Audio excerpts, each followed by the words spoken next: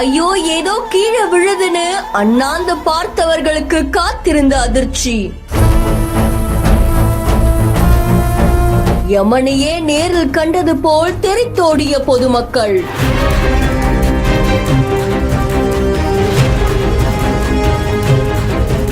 மேம்பாலத்திலிருந்து திடீரென கீழே விழுந்த ஆயில் டேங்க்.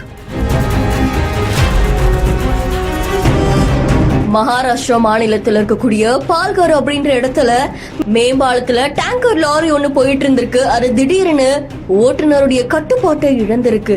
இந்த நிலையில அந்த ஆயில் டேங்கர் அப்படியே மேம்பாலத்துல இருந்து கீழே தொப்பன விழுந்திருக்கு. இதை பார்த்த பக்கத்துல இருந்த பொதுமக்கள் எல்லாரும் அலறி அடிச்சுட்டு ஓடி இருக்காங்க. இந்த காட்சிகள் சமூக வலைத்தளங்கள்ல பரபரப்பை ஏற்படுத்தி இருக்கு.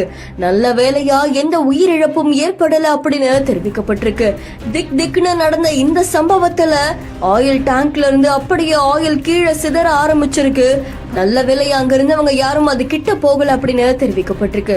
அதை தொடர்ந்து விரைந்து வந்த காவல்துறையினர் அந்த ஆயில் டேங்க அப்புறப்படுத்தக்கூடிய பணியில ஈடுபட்டு வந்திருக்காங்க.